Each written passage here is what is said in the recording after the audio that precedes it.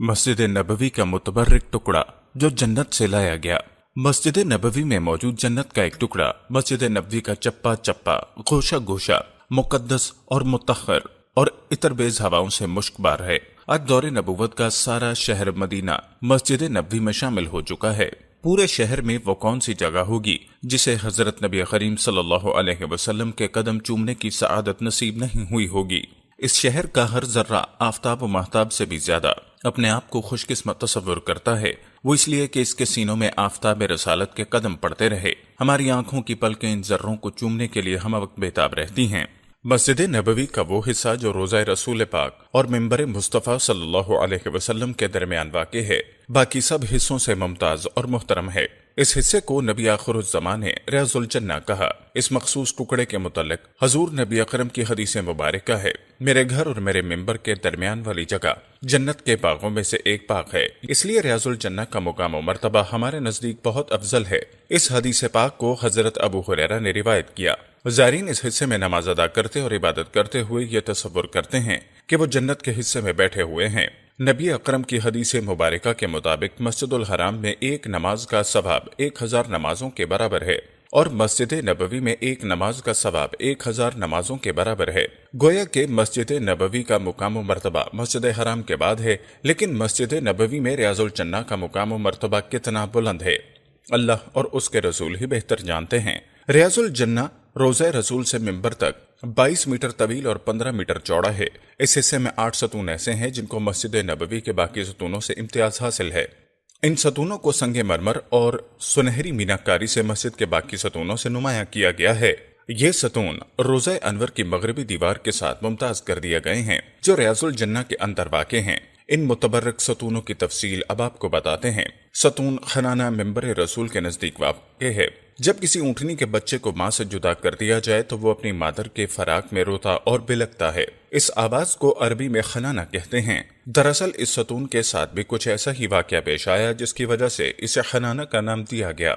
मिंबर रसूल के तैयार होने से कबल इस जगह पर खड़े होकर आप सल्लल्लाहु अलैहि वसल्लम उसके तने के साथ टेक लगाकर खुतबा दिया करते, लेकिन जब मिंबर तैयार हो गया तो आप सल्लल्लाहु अलैहि वसल्लम मिंबर पर खड़े होकर खुतबा देने लगे।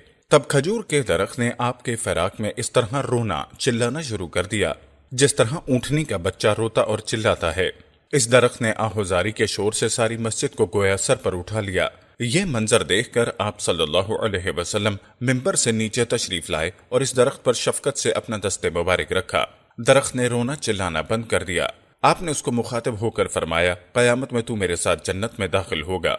इस दिलासे के बाद उस दरख्त ने रोना चिल्लाना बंद कर दिया। जब खजूर का तना खुश्क हो गया तो उसे उसी जगह दफन करके एक सतून खड़ा कर दिया गया। उसी को खनाना कहते हैं। आप सल्लल्लाहु अलैहि वसल्लम का फरमान है, अगर मैं इस दरख्त को दिलासा न देता तो यह कयामत तक किसी तरह रोता रहता और आहोजारी करता रहता। हुज्जाजे करम और ज़ायरीन इस सतून से खास अकीदत रखते हैं। सतून आयशा रोज़ा रसूल की जानिब से चलें तो रास्ते में आने वाला तीसरा सतून सतून आयशा कहलाता है। रसूल करीम ने अपने हयात मुबारका में फरमाया था, इस मस्जिद में एक ऐसी मुतबर्रिक जगह मौजूद है कि अगर लोगों को उसकी फजीलत और नमाज पढ़ने के सवाब का अंदाजा हो जाए तो वहाँ नमाज पढ़ने के लिए लोग कुरानदाजी और लंबी लंबी कतारें लगाकर अपनी बारी का इंतजार करें। मगर आपने इस जगह की निशानदही नहीं फरमाई। आपके वसाल के बाद असहाब ने हजरत आयशा से दरखास्त की कि उस जगह की निशानदही फरमाए, लेकिन आपने इनकार कर दिया। लेकिन कुछ अरसा गुजरने के बाद हजरत अब्दुल्ला इब्न जुबैर के इसरार पर हजरत आयशा ने उस जगह की निशानदही फरमा दी। उस हदीस के रावी खुद हजरत आयशा ही हैं। हजरत अबू बकर और हजरत उमर उस जगह अक्सर नमाजें अदा फरमाते। इस जगह जो सतून खड़ा किया गया वो हजरत आयशा के नाम से मौसूम है। सतून अबी लुबाबा रोज़ा रसूल के बिल्कुल सामने सतून अबी लुबाबा वाक़े है, जिसे सतून तौबा भी कहते हैं। इस सतून की वजह तस्मिया कुछ इस तरह है कि जब मुसलमान मक्के से हिजरत करके मदीने आए तो वहाँ पहले ही यहूदी काफी तादाद में आबाद थे। मुसलमानों ने उनसे अमन मुआहिदा कर लिया, लेकिन यहूदियों ने मुआहिदे की पासदारी न की और उसे तोड़ दिया। नतीजतन अल्लाह और नबी करीम ने सख्त बरहमी का इजहार किया। अल्लाह की तरफ से हुक्म नाजिल हुआ कि अमन मुआहिदे की हदें पामाल करने वाले यहूदियों को कत्ल कर दिया जाए। हजरत अबी लबाबा मदीने के पुराने रहायशी थे। उनके यहूदी कबीला बनु कुरैज़ा से दोस्ताना बरासम थे। अबी लुबाबा ने यह खबर जल्द ही यहूदियों को बताई और साथ ही गर्दन की तरफ इशारा किया कि अब आपके गले काटे जाएंगे। بعد میں ابی لبابہ کو اپنی اس غلطی کا احساس ہو گیا کہ انہیں ایسا نہیں کرنا چاہیے تھا۔ اپنی اس غلطی پر وہ اتنے شرمندہ ہوئے کہ احساس ندامت سے زمین میں جا گڑے۔ انہوں نے اپنے آپ کو اللہ اور رسول کا مجرم گردانتے ہوئے مسجد نبوی میں ایک درخت کھجور کے ساتھ رسیوں سے باندھ دیا، پھر اللہ کی بارگاہ میں گڑ گڑا کر اپنی غلطی کی معافی مانگنے لگے۔ ان کا کہنا تھا، جب تک اللہ مجھے معاف نہیں کرے گا میں اسی طرح اپنے آپ کو رسیوں سے باندھے رکھوں گا۔ صحابہ کرام نے آپ صلی اللہ علیہ وسلم سے درخواست کی کہ آپ ابی لبابہ کی معافی کے لیے بارگاہ الہی میں دعا فرمائیے۔ آپ نے فرمایا، اگر ابی لبابہ خود کو باندھنے سے قبل میرے پاس آتے اور اللہ سے معافی کی درخواست کرتے تو میں ان کے لیے معافی اور استغفار کی دعا کرتا۔ اب تو انہوں نے رسیوں سے اپنے آپ کو باندھ لیا ہے، اب یہ معاملہ براہ راست اللہ اور ان کے درمیان ہے۔ آپ نے پھر خاموشی اختیار کر لی۔ اس دوران حضرت ابی لبابہ کی بیوی اور بیٹی آتے اور ان کو نماز اور ضروری حاجات کے لیے کھول دیتے، پھر دوبارہ انہیں اسی طرح باندھ دیا جاتا۔ ایک دن نبی کریم حضرت ام سلمہ کے ہاں قیام فرما تھے۔ تہجد کا وقت تھا کہ حضرت جبرائیل علیہ السلام تشریف لائے۔ انہوں نے آپ کو حضرت ابی لبابہ اور چند دوسرے صحابہ کے متعلق آگاہ فرمایا کہ اللہ تعالیٰ نے ان کی توبہ اور استغفار قبول کر لی ہے۔ ان کی توبہ قبول ہونے کے متعلق سورہ توبہ کی آیت 102 میں واضح احکامات موجود ہیں۔ آپ صلی اللہ علیہ وسلم نے یہ خوشخبری صحابہ کو سنائی کہ اللہ نے ابی لبابہ کی غلطی معاف فرما دی۔